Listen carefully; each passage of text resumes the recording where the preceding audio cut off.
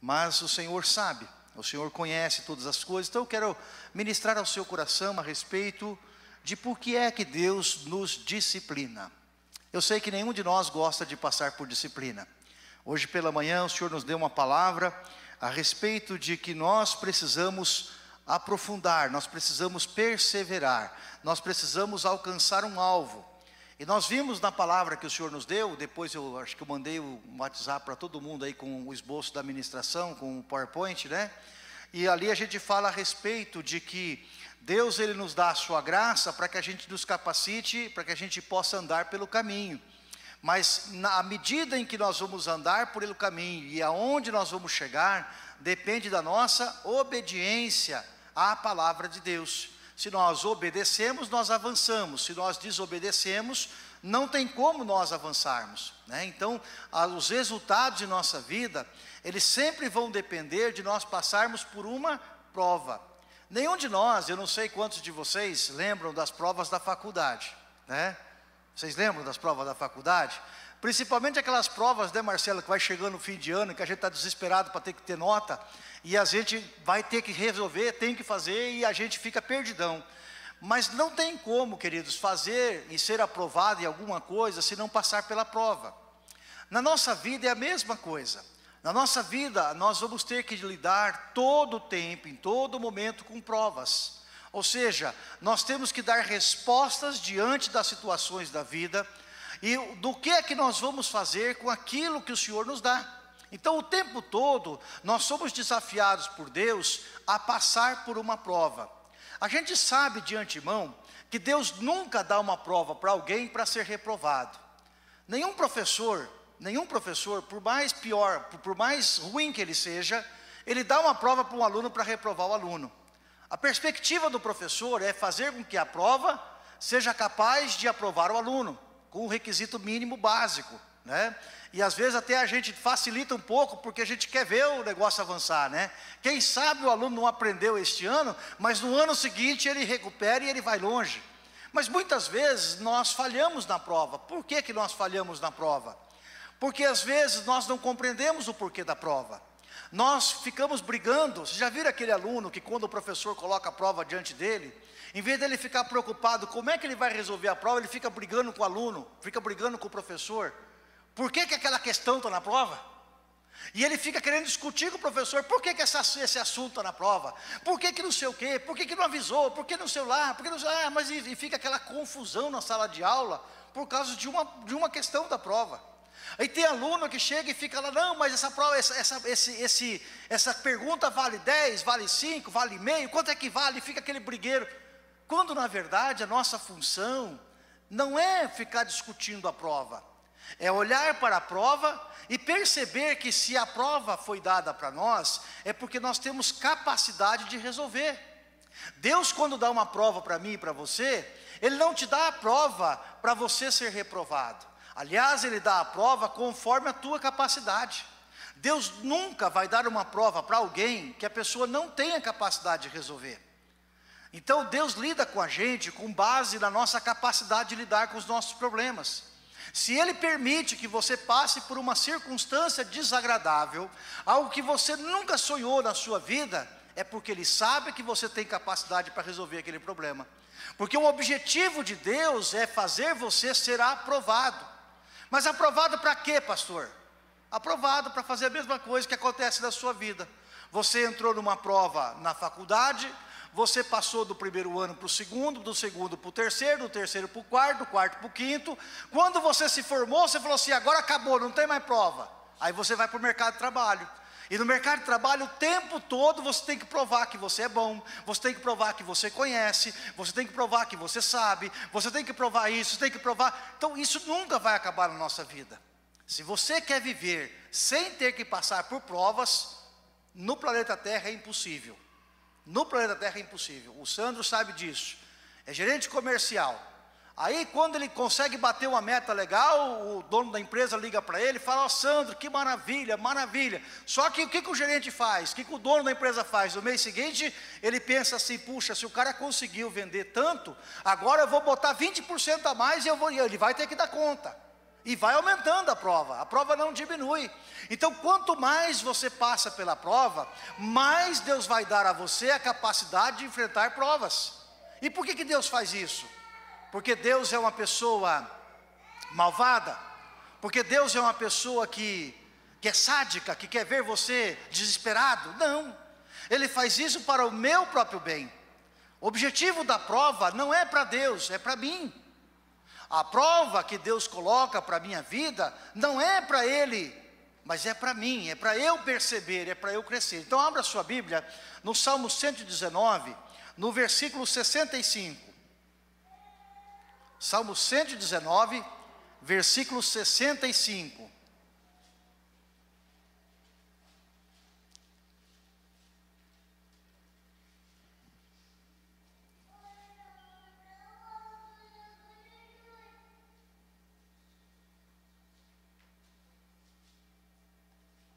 Olha o que diz a palavra do Senhor.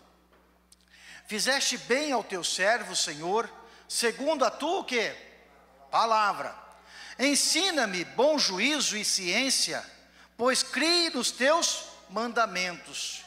Ensina-me o quê? Bom juízo, ou seja, sabedoria, e ciência. Ciência é conhecimento. Observa que essas duas coisas, elas andam juntas. Antes de ser afligido, andava errado, mas agora guardo a tua palavra. Tu és bom e abençoador. Ensina-me os teus estatutos. Os soberbos forjaram mentiras contra mim, mas eu de todo o coração guardarei o quê? Os teus preceitos. Engrossa-se-lhes o coração como gordura, mas eu me alegro na tua lei. Foi-me bom ter sido afligido. Para quê? Para que eu aprendesse os teus estatutos. Melhor é para mim a lei da tua boca do que inúmeras riquezas em ouro e prata. Olha que palavra. Melhor é para mim a lei da tua boca do que inúmeras riquezas em ouro e prata. Senhor, fala conosco nesta noite, ó Deus. Ministra, Senhor, aos nossos corações, porque nós dependemos de Ti, ó Deus. Dependemos do que o Senhor trabalhe, que o Senhor nos ensine, que o Senhor dirija a nossa vida diante do Teu altar, Senhor.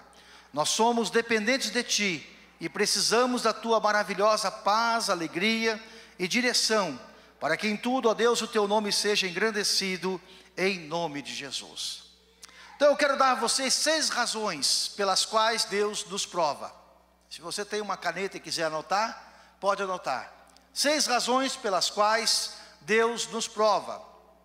Primeiro, Deus nos prova para que nós possamos saber que nós somos dele.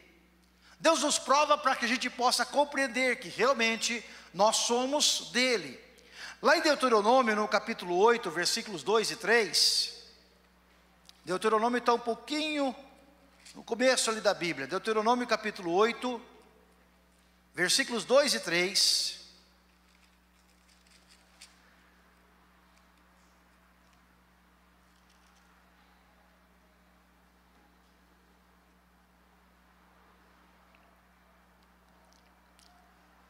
Ele diz assim, ó: e te lembrarás de todo o caminho pelo qual o Senhor teu Deus te guiou no deserto, nesses 40 anos, para te humilhar, para te tentar, para saber o que estava no teu coração, se guardarias os seus mandamentos ou não. E te humilhou e te deixou ter fome, mas também te sustentou com maná que tu não conhecestes, nem teus pais os conheceram, para te dar a entender que o homem não viverá só de pão, mas de tudo que sai da boca do Senhor viverá o homem. Olha que palavra interessante. Deus está dizendo aqui, irmãos, que Ele deu a prova para o povo no deserto, para que o povo conhecesse e soubesse aonde que estava colocado o seu coração, aonde é que estava firmado a sua fé, onde estava firmado as crenças fundamentais daquilo pelos quais, ou daquilo pelo qual eles viviam. Qual era a motivação correta deles ao caminhar no deserto? Porque Deus não quer que a nossa vida seja vivida por causa dos bens. Deus não quer que as nossas prioridades sejam outras coisas que não a vontade do Senhor na nossa vida. Deus espera que nós possamos compreender quem Ele é, e nossa relação com Ele seja direcionada exatamente por aquilo que Ele é, e não por aquilo que Ele pode dar. Por isso a palavra do Senhor diz aqui, que Ele nos guiou no deserto 40 anos, para nos humilhar. Ou seja, foi um processo de humilhação, para que a gente pudesse compreender que nós dependemos exclusivamente dEle. Deus trabalha para que nós possamos compreender quem nós somos, porque o ser humano, ele chega a imaginar que ele é o centro de tudo, que Deus é apenas uma abstração do pensamento, mas isso não é verdade. Deus é real, Deus é todo poderoso, Deus é o centro do processo, Ele não é um produto da imaginação humana. Ele te guiou no deserto para te humilhar, mas também para tentar. A palavra tentar aqui não é tentação, é no sentido de provação, para provar você, para experimentar você, para saber o que estava no seu coração. Essa para saber não é para Deus saber, porque Deus sabe o que está no coração, mas é para que nós saibamos o que está no nosso coração, porque muitas vezes nós não sabemos o que está no nosso coração. É interessante na história de Jó, que Jó tem um medo interior, está um medo dentro da mente dele, aquilo está impregnado no seu inconsciente, e ele não percebe que tem esse medo. Jó era um homem temente a Deus, era um homem próspero, ele fazia sacrifícios ao Senhor. Antes, quando os filhos se reuniam para fazer festa, ele já antecipadamente ia diante do Senhor de madrugada, e ele se consagrava ao Senhor até pelos filhos. Antes dos filhos pecar, ele já apresentava um sacrifício ao Senhor. Mas Jó tinha um medo. Jó tinha dentro do seu coração um medo, o medo de ficar pobre, o medo de perder tudo. Jó fazia aquilo que ele fazia porque ele amava a Deus, sim, mas no interior, lá no interior da sua alma, ele tinha um medo. E no capítulo 5, quando ele é confrontado com a realidade que ele vai ter que viver agora nesse novo momento, onde ele perde tudo que ele tinha, onde ele perde os seus filhos, onde ele perde os seus bens, ele vai exclamar e vai dizer assim: o que eu temia me aconteceu. Jó tinha um medo e não percebia quanto aquele medo era sério na vida dele. E Deus vai mostrar para ele que ele é possível sim, ele passar por tudo aquilo que ele passou, porque apesar do medo que tinha no seu coração, aquele medo era muito menor do que o poder de Deus que estava operando sobre a vida dele. Jó pensava que o medo era tão forte que ia fazer com que ele morresse. Mas quando ele passou pela prova, ele percebeu. Quando ele passou pela prova, ele percebeu que Deus é soberano, que Deus é fiel, que Deus é poderoso, que Deus deu todas as coisas, e Deus poderia tirar todas as coisas, que ainda assim ele continuaria sendo Deus da vida dele.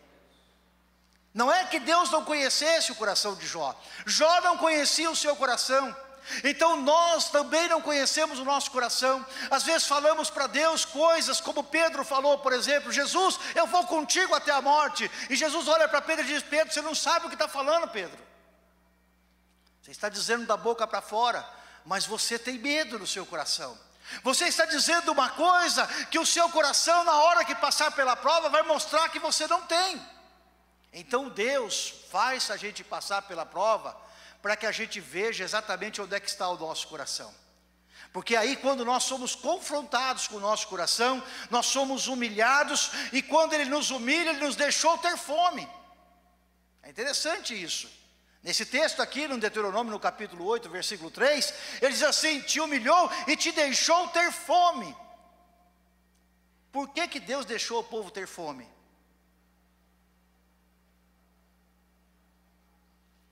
Porque senão as pessoas, quando Deus mandasse o alimento, iam dizer que aquele alimento era imprestável. E quando Deus saciou eles, eles fizeram exatamente isso. E por que Deus fez isso? Para mostrar para aquelas pessoas que nem só de pão viverá o homem.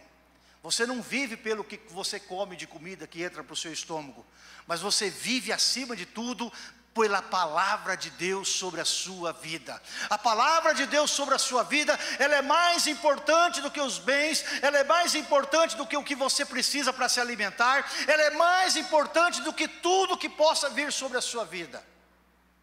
Porque a palavra de Deus, ela verdadeiramente é comida e ela verdadeiramente é bebida. A palavra de Deus é a que nos sustenta, a palavra de Deus é que nos impulsiona, a palavra de Deus é que nos faz transpor as barreiras, a palavra de Deus é que movimenta a nossa vida. Entenderam qual era o propósito de Deus lá no deserto com aquele povo? Mostrar para eles que nem só de pão vive o homem, mas que ele vive da palavra de Deus sobre a sua vida.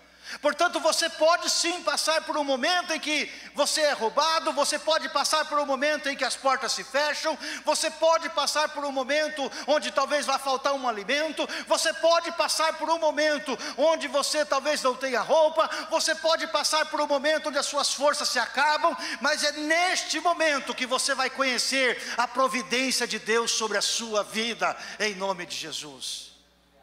Nós só valorizamos a providência de Deus quando nós não temos mais nada, e aí nós vemos Deus fazendo milagres, nós vemos Deus trabalhando em nossa vida, porque Ele nos ama, amém, queridos? Uma segunda razão pela qual Deus nos disciplina, é para nos purificar. Abre lá em Malaquias 3:3, vai lá para o último livro do Velho Testamento.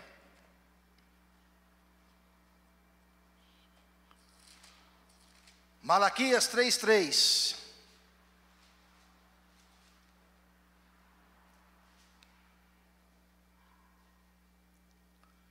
A palavra do Senhor diz assim: e assentar-se-á, afinando e purificando a prata, e purificará os filhos de Levi, ou seja, o povo de Israel, e os afinará como o ouro e como a prata, e então ao Senhor trarão ofertas em justiça.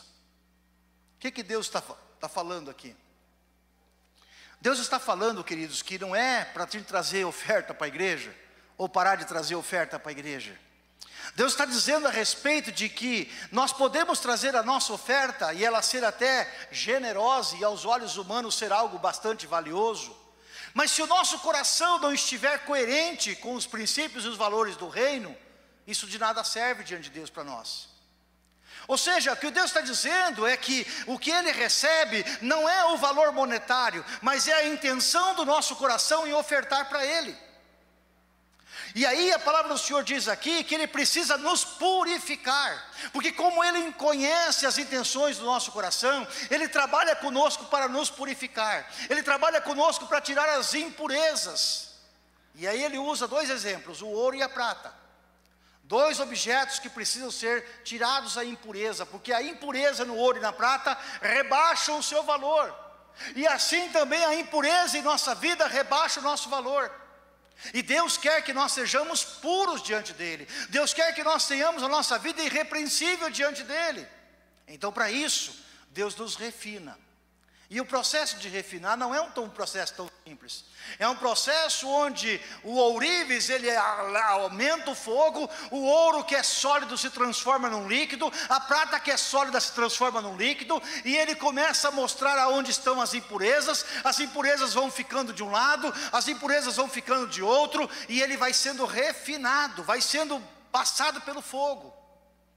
Prova tem a ver com fogo, prova tem a ver com coisas ardentes. E é interessante que no caso da prata, existe uma forma excepcional do ourives saber que a prata está no ponto, que ela chegou no ponto ideal, que agora está 100% purificada. É quando a prata se transforma num líquido espelhado. E aí o ourives olha para o cadinho que está lá no forno, e ele vê aquela prata líquida, e aquela prata como um espelho, estará refletindo a imagem dele naquela prata. Quando ele percebe que a prata está refletindo a sua própria imagem, que ela como um espelho é o ponto ideal, já está 100% purificado, e então aquele processo acaba. O que Deus está fazendo na minha e na sua vida, através das lutas e dificuldades e dos problemas que nós temos que enfrentar, é nos purificar para que a sua imagem esteja refletida em nós. Eu e você somos os espelhos que Deus está olhando para ver em nós a sua imagem, o seu caráter, os seus valores, as suas ideias, ou seja, para Deus se ver em nós. Olha que processo de trabalhar de Deus tremendo que Ele faz em nossa vida. Ele vai nos comparando com a prata, e Ele vai refinando esta prata, para que nós possamos refletir a sua imagem e a sua glória. A terceira razão pela qual Deus nos disciplina é para nos ensinar. Lá no Salmo 119, que nós já lemos, versículo 71, ele diz assim: foi-me bom ter sido afligido, para que aprendesse os seus estatutos. Você lembra como é que foi que você aprendeu matemática? Aprendeu tabuada? Tem gente que estava no 8º ano e não sabia tabuada. Eu fui aprender noção de limite, Paulo, que para engenharia é um negócio danado, né? Eu fui aprender noção de limite lá no 2º ano do curso de economia. A duras penas. Reprovei o primeiro ano de macroeconomia, porque não sabia noção de limite. Não é bom reprovar. Não é bom perder o tempo, não é bom perder o ano. Mas se o professor desse uma moleza lá e passasse na prova, eu não teria aprendido. E a gente precisa entender que Deus, por mais que Ele nos ama, por mais que Ele nos quer bem, Deus não vai amolecer na prova para a gente passar. Ele vai fazer a prova como tem que ser feita, e Ele vai fazer com que nós temos que passar pela prova, Ele vai fazer com que a prova tenha a dureza necessária, para que Ele possa ver nós passando por esse processo, a gente passe por esse processo e a gente receba um 10 com louvor. Deus não força a barra para dar uma nota para a gente, Ele não facilita a prova, mas Deus nos capacita na prova, para que a gente alcance aquilo que Ele espera de nós. Ele quer nos ensinar. Portanto, quando você ficar lutando com o problema da vida, a pergunta não é por que eu estou passando por este problema, não é por que eu tive este problema. A pergunta grande e forte é: o que eu aprendi com esse problema? O que eu estou aprendendo com a dificuldade que eu estou vivendo agora na minha vida? Porque a pessoa que vive uma dificuldade e não aprende nada com ela, é um ignorante. A pessoa que passa por lutas da vida, e ano após ano, repete as mesmas cabeçadas, essa pessoa não prospera, não avança. Então para de reclamar das dificuldades que você enfrenta. A pergunta é: como é que eu tiro proveito disso? O que é que Deus quer me ensinar neste processo? Deus sempre está ensinando alguma coisa para a gente. Deus sempre está corrigindo a nossa forma de pensar, e Deus sempre está nos alinhando no seu caminho, para que nós possamos andar sempre diante dEle. Então Deus não permite que você tenha uma prova, uma dificuldade qualquer, só para você ser humilhado, só para você ser gozado pelas pessoas, só para alguém ficar brincando com você. Não, Deus tem um propósito, é que você aprenda. É que você olhe para trás depois que passou a prova e fala: ai, que maravilha, ainda bem que passou a prova. Legal, glória a Deus por isso. Mas o que você aprendeu com isso? O que mudou na sua vida ter passado por 2, 3 meses de aflição? O que mudou na sua vida quando você quase ficou desempregado? O que mudou na sua vida quando você teve que enfrentar uma enfermidade? O que mudou na sua vida quando você teve que enfrentar uma crise no casamento? Pastor, não tive sucesso para resolver. Ok, mas a questão não é se você teve sucesso ou fracasso, é o que você aprendeu disso. Qual é o saldo que você tenha? Quer você tenha tido sucesso, quer você tenha passado por um fracasso, aos seus olhos, o que é que você aprendeu? O que a vida ensinou para você? O que você trouxe para a sua vida, que a partir dali você fica mais forte, mais confiante, e você fica mais capacitado para enfrentar novos desafios? Uma segunda razão de nós sermos disciplinados é para nós sermos guardados. Uma quarta razão. Então a primeira é provar aqueles que são seus, nos purificar, ensinar e agora nos guardar. Abre lá em 2 Coríntios, no capítulo 12, versículo 7. 2 Coríntios 12, 7. O apóstolo Paulo vai dizer que ele passou por uma prova. E esta prova tinha uma finalidade. 2 Coríntios 12, 7.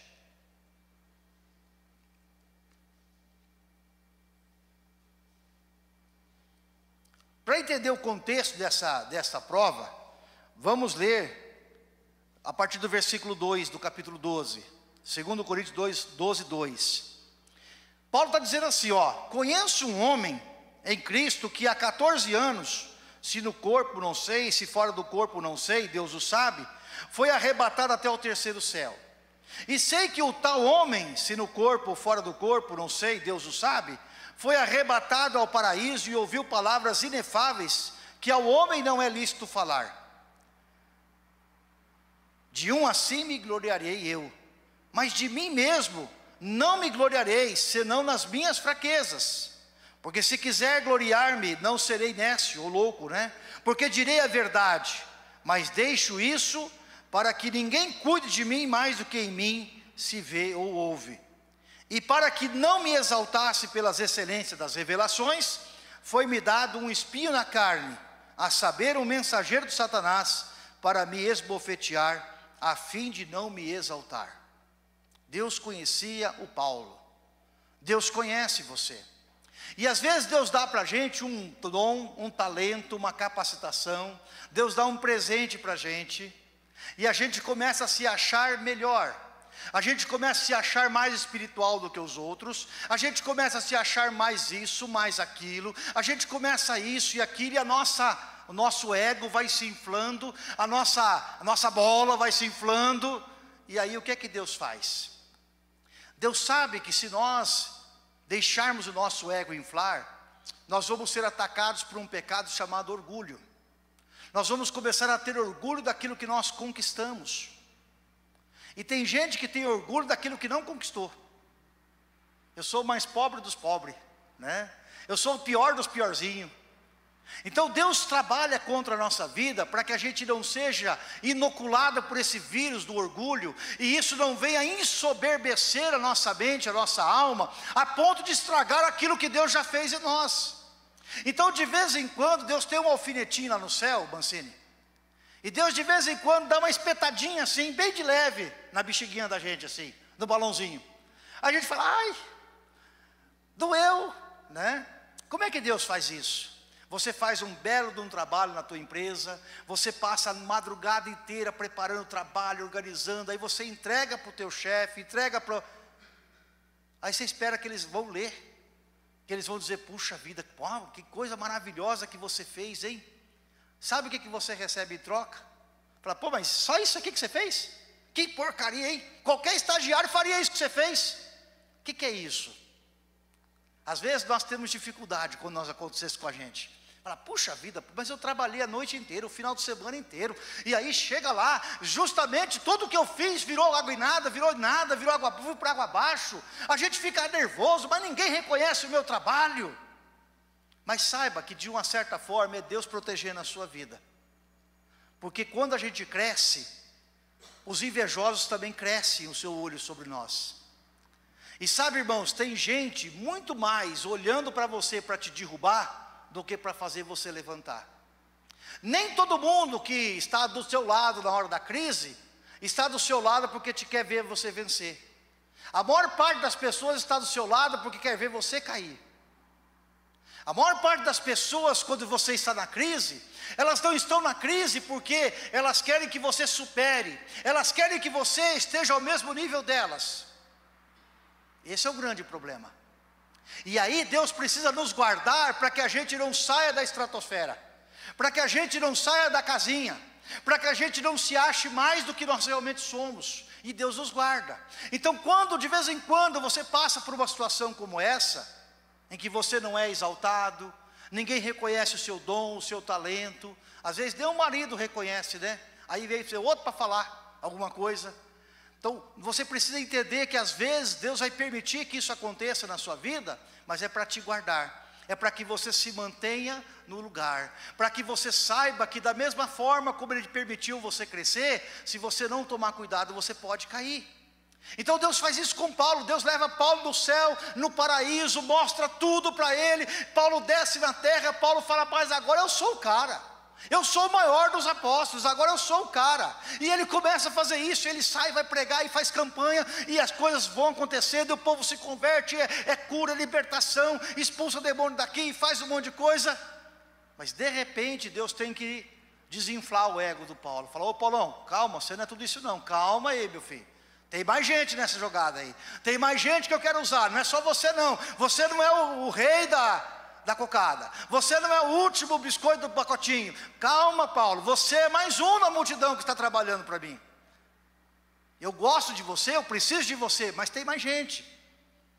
Porque senão a gente começa a se achar que nós somos imprescindíveis. Sem eu a empresa para, sem eu a polícia não funciona, sem eu não sei o que lá, se eu não estiver aqui ninguém vai fazer nada. Não, se você não estiver lá amanhã, talvez vai ter alguma dificuldade, mas daqui 15 dias, você pode ter certeza que vai ter outro no teu lugar. Por isso a gente tem que cuidar da nossa saúde. Porque se você perder a sua saúde, é provável que você vai perder teu cargo também.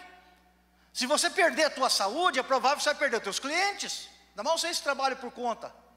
Como é que faz? Se ficar 3 meses em cima de uma cama, como é que faz? Perde tudo. Não tem aonde buscar. Então nós precisamos cuidar de nós, cuidar da nossa saúde, cuidar da saúde emocional, derramar diante de Deus as nossas queixas, mas se alegrar, viver em alegria, cada dia uma vitória, cada dia uma conquista, e louvar ao Senhor. Mas aí tem um segredo. Louvar ao Senhor nem sempre é bom louvar no público, tá? Nem sempre. Nas vitórias a gente aprende o seguinte: as vitórias a gente celebra com poucos. As vitórias a gente celebra com poucos. Numa empresa, quando alguém ganha lá o destaque funcionário do mês, ele acabou de ganhar 12, 13 pessoas que vão passar a odiar aquela pessoa. A pior coisa que acontece numa empresa, você que faz aquelas promoções que dá aquelas promoções lá para o cara que vendeu mais, para o cara que fez mais isso, fez aquilo, e aí o cara ganha 1 mês, ganha 2 meses, ganha 3 meses, ele passa a ter concorrente na empresa, e gente que passa a odiá-lo. Então de vez em quando a gente tem que perder um pouquinho, de vez em quando a gente botar um pouquinho o pé no freio, para quê? Porque senão, pô, mas todo mês esse cara bate meta, todo mês o cara faz isso, e aí começa a ter gente brigando contra você. Então a gente tem que aprender a fazer um pouquinho disso, né? E Deus ensina a gente nesse processo. É muito legal como Deus faz isso com a gente. Mas não é agradável, mas é legal. A quinta razão pela qual Deus nos disciplina é para nos restaurar. Deus nos disciplina para nos restaurar. Lá em Salmo 119, versículo 67, ele diz assim, ó: antes de ser afligido, eu andava onde? Errado. Irmãos, a gente anda errado às vezes e não sabe. Já aconteceu de você entrar por um caminho e você andar, achar que está andando no lugar certo, e depois lá na frente descobre que está indo para o lugar errado? E aí você precisa ser o quê? Disciplinado. Puxa vida, toda vez eu chego atrasado nos meus compromissos, toda vez eu faço tal coisa e repito os mesmos problemas. E aí Deus vai nos dar uma prova. Mas o objetivo da prova aqui não é para nos matar, é para nos restaurar. Deus, ele tem um conceito de lidar conosco, amados, que é muito maior do que nós mesmos enxergamos. Quer ver um exemplo disso? É no caso de Elias. Elias é usado por Deus tremendamente, o nome do homem é famoso, ele está entre os heróis da Bíblia, ele está vivo nos céus, o Senhor levou ele numa carruagem de fogo, o sujeito aparece depois para Jesus no Monte da Transfiguração. Elias é o cara. Mas teve um momento na vida de Elias que ele é desafiado por Jezabel, e ele corre daquela mulher e vai na beira do ribeiro e ele fala para Deus: Deus, eu quero morrer. Para o mundo, para de rodar que eu quero morrer, eu não aguento mais, eu não sou melhor do que meus pais, eu não sirvo para nada, Deus, tudo que eu fiz foi inútil. E aí Deus precisa disciplinar, mais uma vez Deus precisa disciplinar Elias. Aí Deus manda lá um pão assado sobre as brasas, Deus manda uma botija de água, e diz: Elias, come, porque o teu caminho será longo. E aí o Elias come aquele pão, bebe aquela água da botija, e a Bíblia diz que ele, com aquela água, com aquele pão, ele caminha 40 dias e 40 noites. Não me pergunta como, porque eu não sei. Diga que ele chegar no céu e pergunta para Elias como é que foi isso. Mas ele andou 40 dias e 40 noites. E aí quando Deus vai se encontrar com Elias, Deus faz uma pergunta bem boba para Elias: Elias, o que é que você está fazendo aqui? Mas não foi Deus que mandou Elias ir lá para onde ele tinha que ir? Aí Deus perguntou: o que você está fazendo aqui, Elias? Na verdade Deus queria perguntar para Elias: Elias, como é que está o teu coração depois de 40 dias de caminhada? E aí quando Elias começa a falar, ele revela o que está no seu coração. Ele diz assim: Senhor, não dá, Senhor. olha quanta luta que eu passei, só eu fiquei, Senhor. E agora depois de tudo isso, aquela mulher vem tentar me matar, Senhor. Eu acho que eu sou imprestável, eu acho que eu não sirvo para nada, eu acho que eu sou um zero à esquerda. Eu acho que eu falhei. E aí Deus tem que alinhar o coração de Elias. Deus tem que falar: Elias, calma, cara. Você não é o principal. Além de você que eu usei, tem outros 7.000 que ficaram intocados lá numa toca, e eu mantive eles a pão e água, e a oração deles sustentou a sua vida, Elias. Porque Elias se achava um fracassado, porque afinal de contas ele fez um grande ato em favor de Deus, e ele esperava que o povo de Israel se convertesse, que o rei e a rainha se convertessem, mas o que aconteceu foi que o rei e a rainha quiseram matá-lo. E Elias diz assim: eu quero morrer porque a minha vida está acabada, não vale mais a pena continuar lutando. Sabe, queridos, às vezes nós passamos por tantos problemas na nossa vida, que nós achamos que a melhor coisa é morrer mesmo, que aí pelo menos a gente para de dar sofrimento para os outros. A melhor coisa que pode acontecer na nossa vida é a gente se enfiar debaixo de um caminhão, é a gente pular de cima do prédio, é a gente ir lá na ponte e pular de cima da ponte. E tem muita gente que faz isso, todos os dias tem gente que faz isso. Embora a estatística não é divulgada e não pode ser divulgada, mas todo dia tem gente que faz isso, se matam. Mas o que Deus faz com Elias? Elias pensa que está acabado, e aí Deus chega e fala: Elias, o teu ministério não acabou, Elias. Eu quero que você agora escolha um profeta que vai ser profeta no teu lugar. E sabe, Elias, esse cara vai fazer 2 vezes mais o que você fez. Olha que coisa, ele vai fazer 2 vezes mais do que você fez. Ah, Elias, eu também quero que você vá até a Síria e escolha um homem chamado Jeú e faça ele rei, unja ele como rei.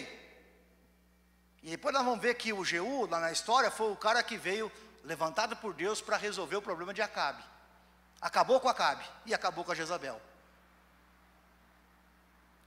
Então, quando Deus permite, irmãos, que nós, na nossa luta, na nossa dificuldade, nossa aflição, passemos por uma prova, às vezes é porque Deus quer nos fazer parar para estar com Ele, parar para ouvi-lo, parar para depender dEle, parar para que nós possamos ser sensíveis à sua voz.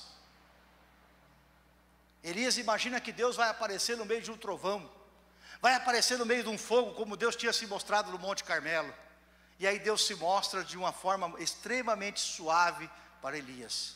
Deus está dizendo assim: Elias, para você ouvir o que eu tenho para dizer, fica quietinho um pouquinho aí, espera um pouquinho que eu vou revelar para você como eu sou. Às vezes nós precisamos dessas provas, para que a gente possa ouvir o que Deus tem para a nossa vida. E a 6ª e última razão do porquê Deus nos disciplina, é para nos fazer prosperar. Amém, queridos? Agora vem a coisa boa, né? Agora vem a coisa boa. Então Deus nos disciplinou para que a gente provasse no nosso coração quem nós somos, para nos purificar, para nos ensinar, para nos guardar. Guardar de quem? De nós mesmos, né? Para nos restaurar. Agora Deus vai nos disciplinar para que a gente possa prosperar. Olha que coisa maravilhosa. Abre lá em Daniel, no capítulo 3, versículo 23 a 30. Uma história que vocês todos conhecem. Daniel 3, de 3 a 30. De 23 a 30. Daniel 3, de 23 a 30.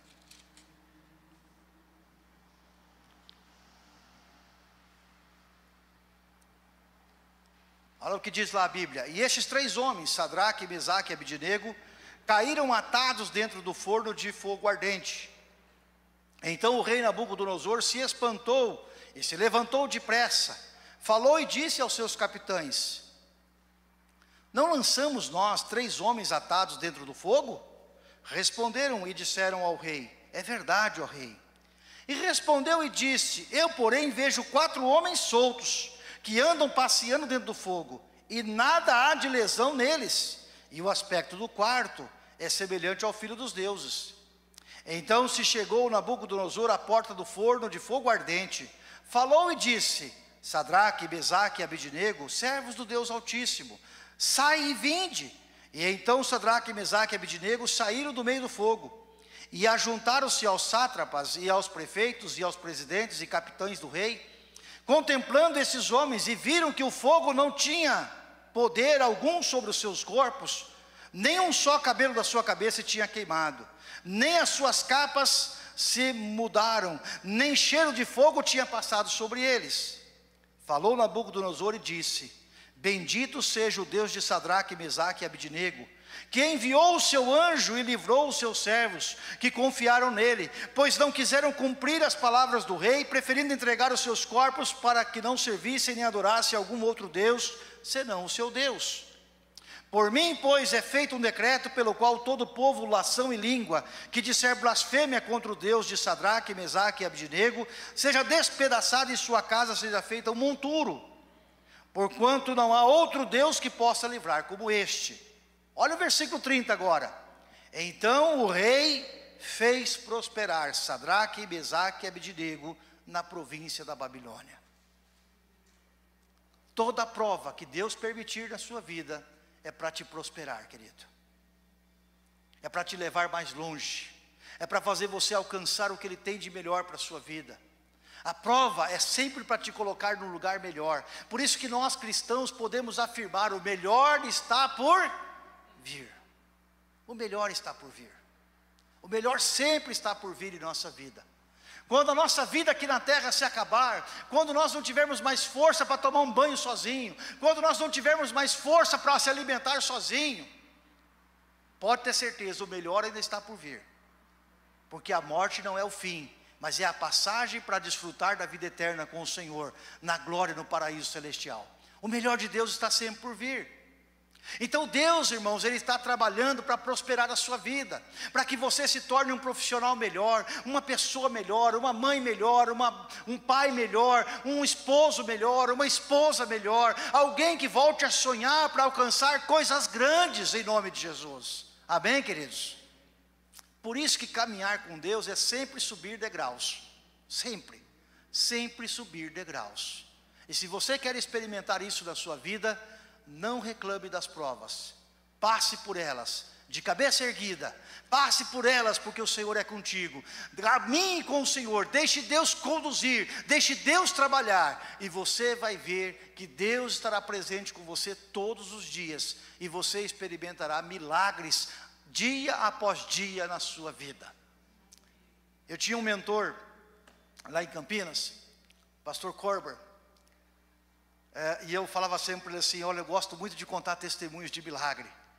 E ele morria de rir, um alemãozão, 2 metros de altura, e falava assim: é verdade, contar milagre é muito bom, o problema é que para ter milagre tem que passar pela prova. A gente só pode contar aquilo que Deus fez em nossa vida depois que nós passamos pela prova. Então eu não sei como está o teu coração nesse dia. Quem sabe você está passando por uma prova. A prova pode ser o seu filho, seu esposo, a sua esposa, o seu trabalho.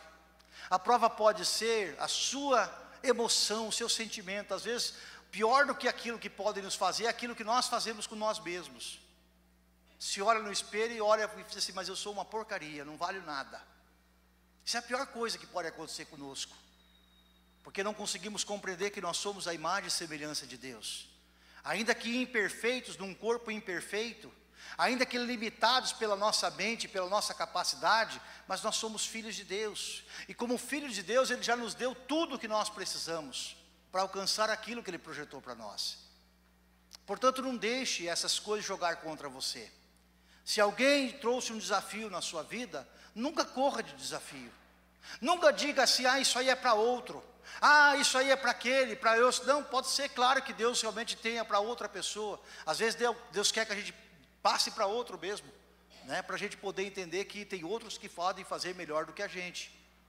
Mas nunca corra de desafios, nunca corra de quem bate a tua porta. Atenda, resolva, faça o seu melhor, e Deus vai honrar a sua vida poderosamente, porque Deus não gosta daqueles que retrocedem, irmãos. Deus não gosta de quem volta para trás. Deus gosta de gente que avança. Não é de gente que é capacitada para avançar, de gente que avança. Não sabe fazer, mas vou aprender. Não sei, nunca fiz, mas eu vou aprender. Eu vou aprender, eu vou aprender, eu vou aprender. Tem gente que perde muitas oportunidades na vida, Porque a única coisa que aprendeu a falar na vida foi: não sei fazer, não aprendi, não tive isso, não tive aquilo. Por que não olha para o problema e diz assim: olha, se Deus está colocando nas minhas mãos, eu sei que porque Ele está colocando é porque eu posso fazer. Eu não sei fazer, mas eu posso fazer, então eu vou fazer, e Deus vai me ensinar. Entenderam como é que é diferente, irmãos? Quando nós olhamos para as dificuldades e cremos que Deus está nos dirigindo para fazer aquilo que Ele quer que nós façamos, só tem um jeito de você aprender a fazer as coisas. É igual andar de bicicleta. Vocês que foram pais aí, né, Edson? Você ensinou ele, deu aula de teoria como é que anda de bicicleta, fez desenho na lousa lá, pro Edcinho lá, como é que anda de bicicleta? Não. Bota as rodinhas, sai empurrando. Fala: o papai está aqui, viu? O papai está aqui. De repente você dá um empurrão, fica parado e vê o menino estribuchar no chão. Não é? Mas aprende. Cai umas 2, 3 vezes, mas aprende. A sorte, acho que era meio rolicinho, né? Não tinha muito problema, né? Mas aprende. Não é assim que aprende? Aprende, irmãos. Então o projeto de Deus é que a gente aprenda, é que a gente cresça, e que a gente prospere, e o nome dele seja glorificado sobre a nossa vida, em nome de Jesus. Quero convidar você a ficar em pé. Tem uma música? Tem? Deve ter, vamos lá. Eu quero orar com você. Nós estamos em poucos aqui. Às vezes, queridos, nós olhamos tanto para as nossas dificuldades, tanto para as nossas limitações, que a gente diz assim: não dá não. Dessa vez eu acho que não vai dar. Dessa vez eu acho que a gente vai ficar vendo navio. Dessa vez não vai mesmo, né? Mas na verdade não. Tudo que Deus coloca na sua mente, no seu coração para você fazer, é porque Ele já preparou isso para você, né? Guarda essa palavra no seu coração. Filipenses 2,13. O Senhor é aquele que efetua em vós o querer e o realizar, o efetuar. Se Deus coloca um sonho no seu coração, é porque Ele vai trabalhar isso. Eu fiquei maravilhado com o testemunho do irmão Mancini, quando ele colocou o apartamento à venda e não vendia, ele falou um dia: não, Deus vai à casa, Deus vai me dar graça, eu vou tomar nas minhas mãos isso aqui, eu vou fazer e Deus vai fazer. E aí quanto tempo demorou? Uma semana. Em uma semana ele vendeu o que a imobiliária ficou 2 anos para vender. E ainda fez melhor do que ele estava querendo ou pensando. Porque quando Deus faz o milagre na nossa vida, Ele faz por completo. Aí você vai pensar assim: mas por que então que não colocou antes? Por que não pegou antes para fazer? Porque é o tempo da prova de Deus na nossa vida. Só por isso. Então, meu irmão, minha irmã, você passa por prova de fé, eu passo por prova de fé. Mas a gente vai recuar por causa disso? A gente vai voltar para trás, vai desistir? Ah, não quero enfrentar pressão. Como não quer enfrentar pressão? No mundo é pressão o tempo todo. Não tem alternativa. Você escapa de uma, vai para outra. Não tem jeito, irmãos. É pressão o tempo todo. Tem que dar resultado, tem que fazer, tem que acontecer. E a força não vai, e a dificuldade vem, mas nós temos que vencer. E nós vamos vencer em nome de Jesus. Amém, queridos? Amém, irmã Neuza? Dia 23 vai ser o seu dia. Aleluia. Vamos cantar, depois a gente vai orar em nome de Jesus.